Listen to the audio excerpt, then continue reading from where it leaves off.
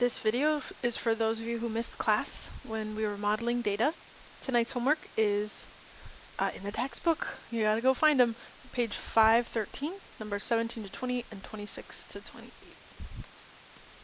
Alright, our first objective is to find the exponential equation in the form of y equals ax plus, a times b to the x. And I don't like this, between the points. That goes through the points.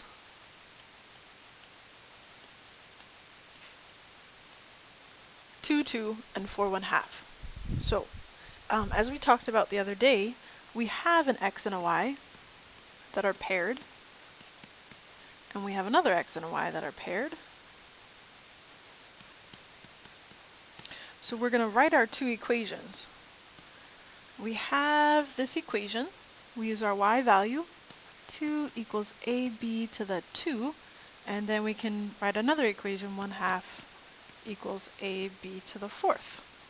So now we have two equations and two variables, two unknowns, so we can, like systems of equations, we have options. We could graph them, we could use elimination, we could use substitution. So the method that we've been encouraging is substitution.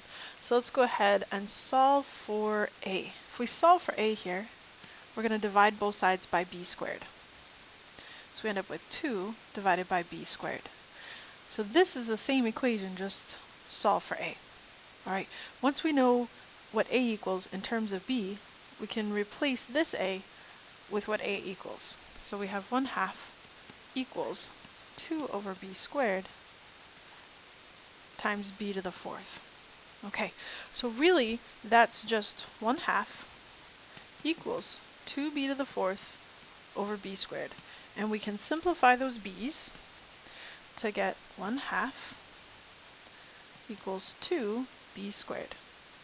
So in order to get rid of our 2, many people said today we need to multiply by the reciprocal. So we're going to multiply by 1 over 2. And we're going to multiply this side also by 1 over 2. Here we get 1/4 equals this the times 2 and divide by 2, simplify to 1, and we get b squared equals 1/4. Now we don't want b squared, we really just want to find b. So we need to square root both sides. And b really equals a plus or minus 1/2, because square root of 1 is 1 and square root of 4 is 2. But because we're talking about the base of an exponential function, we are part of the restriction is that b cannot be negative. So in this case, it's just going to be the positive version of b. So we've just identified that b equals 1/2. So let's have our final answer equation up here. Y equals, we need to discover a, b is 1/2 to the power of x. In order to find a, we want to go back to one of our equations. So I could plug b back in here, but if I take 2 divided by a fraction squared, we're going to have to deal with this fraction inside of a fraction. So we end up with dealing with complex fractions, which is great, but I'm going to try plug it in here for sake of the video and time. So 2 equals a, and we take our 1/2 and we square it. So 1/2 squared is 1/4. A, 2, multiply both sides by 4. So we now know that a equals 8. So we found our two pieces. We know b is 1/2, a is 8. So our final equation would be y equals 8 times 1/2 to the power of x. And I know that this equation includes these 2 points. I could plug in 4 for x, and 1/2 would be my result. Okay. So that's something you need to know how to do. Then we have 4 more problems. They are exponential, linear, logarithmic, and quadratic. We want to look and see what's happening. The x's are increasing by 1 each time, and my y's, I want to see, how do I get from one to the next? Well, here I go to, I could either add 10, but this one would be adding 60. Okay, what if I went multiply by something? Here I could go 12 divided by 2 is 6. So I multiply by 6 to get there. 72 divided by 12, that's also 6. I could check on my calculator, times 6, 6 times 2 is 12, 6 times 7. All right, yep, 432. So each time we're multiplying by 6. When my y values have a common ratio, that is an exponential function. All right, so what type of function? Exponential, because my y values have a common ratio. Write the function that fits the data. So this is where we're going to go to our calculator and plug in the values. We're going to make this L1 and this L2. This row is my L1, so we need to flip our chart around. We're going to go over to our calculator and go to Stat. And I want to edit my data, so I hit Enter. Right now I have data in there, and I actually already have this data in there, but if I needed to clear out a list, I would go up, clear, and down, and that would clear out my list. So let me go and put my list back in. 1, 2, 3. Notice I picked the easier side to undo. Alright, so take a minute if you want to pause. Go ahead and practice this with me. Plug in your calculator. Alright, once our data is in, we're going to go to Stat. We're going to calculate. So we want to go right, and we've decided this is an exponential function. So we want a regression feature that will give us an exponential function. Linear, natural log, exponential, which is 0. So we hit Enter, or you can hit the number 0, and then Enter. Aha, okay, write the function. So I know that my a is 1/3, and my b is 6. So I'm going to plug that into my equation. Instead of using y, I'm going to use f of x, because that's what we're using here. F of x equals 1/3 times 6 to the power of x. So that's my equation. And then I want to evaluate. And a lot of people were a little confused by this. This says, what is y equal when x is -2? If x equals -2, y equals what? That's what this is asking. F of -2. I plug in -2 for x. 1/3 times 6 to the -2, which is 1/3 times 1 over 6 squared. So it's 3 times 36, and I get 1 over 108. So I know that f of -2 is 1 over 108. All right, great. So this actually gives me more information. When x is this, y is this. Okay, next one. Here, I notice my y's, 3, 4, 5, 6, 7, they're plodding along at a steady rate, adding 1, but now my x's are exploding and getting very large very quickly. So what type of function is this? Not exponential, that's when our y's are exploding. Not linear, that's when we add the same number each time. It is actually logarithmic. So our calculator does not do logarithmic regressions. I know you saw on there log and natural log, but it doesn't actually work. So, because if it has a base other than 10, I think it will not do it. I may be mistaken. Maybe I just haven't figured it out yet. If you figure it out, come show me. But if we want to write the function that fits the data, we want to first ask ourselves what's happening each time to our x values. And it looks like 8 to get to 16, we're multiplying times 2. Here we're multiplying times 2 again, times 2. So if I say, okay, well, I could think about this. Some teachers present this as find the inverse, and then the inverse of the inverse to get back to where you started.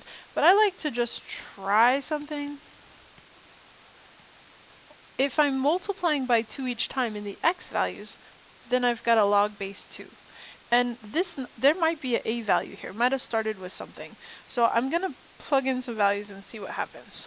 So maybe there's a value here. We're not sure. Okay, so I'm going to plug in an x and a y that I know. I know 8 and 3. So when x is 8, log base 2 of 8. 2 to what power gives me 8? Oh, well, 3. So that gives me that ordered pair, so I'm okay. So basically this is my function, and I don't need a. A is actually just 1 in this case. Okay, so our final equation would be log base 2 of x. So basically, figure out what you're multiplying by. That's your base. Plug in some values, make sure it works. All right, Oh, let me put f of x so it's more formal. Okay, so now we want f of 1. Plug in 1 for x, log base 2 of 1. So 2 to what power gives me 1? 2 to what power gives me 1? 0.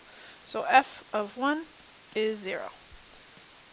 Alright, I think we've got 2 more. Here we've got x's, adding 1 each time, and y's. Let's see what's happening each time.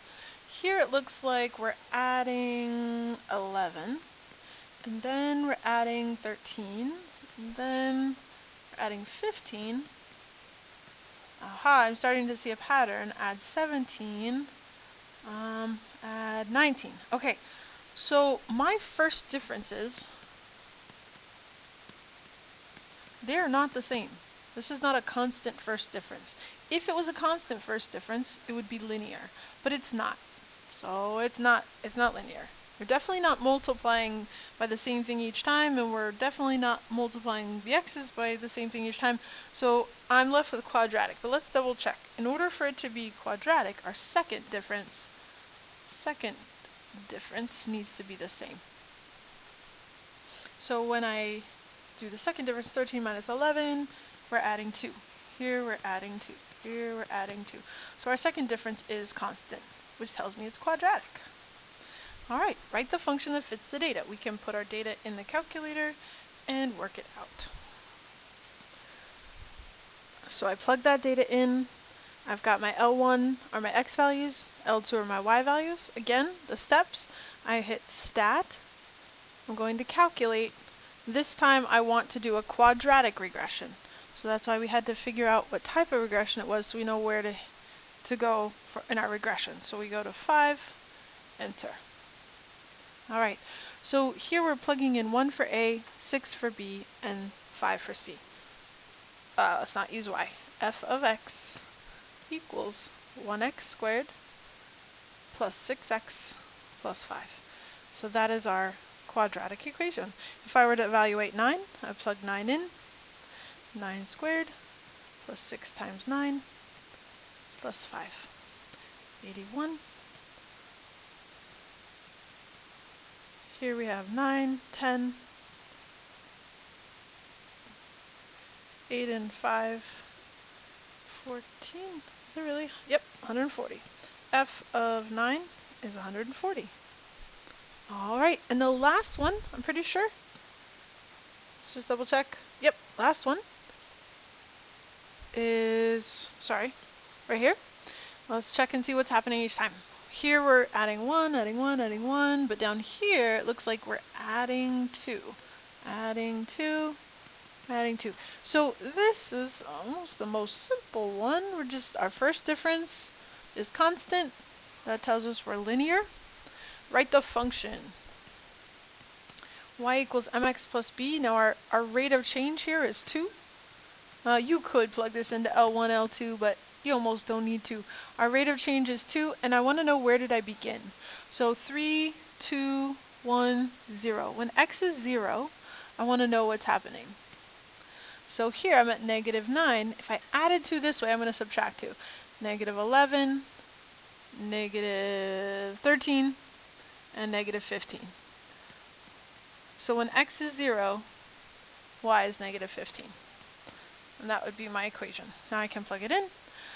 2 times 6 is 12. 12 minus 15 is negative 3. F of 6 gives me negative 3. Alright, hopefully this was helpful. We did these 4 problems together in class, and then I left some time for you guys to do the next 5 on your own. So I'm just going to kind of flash through them. If you want, you can practice. So if you want to write this down, I'm going to ask you to hit pause.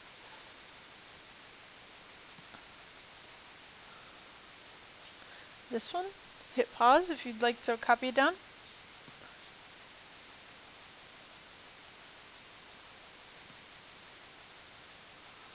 This is a 3. A couple of people weren't sure about that, sorry.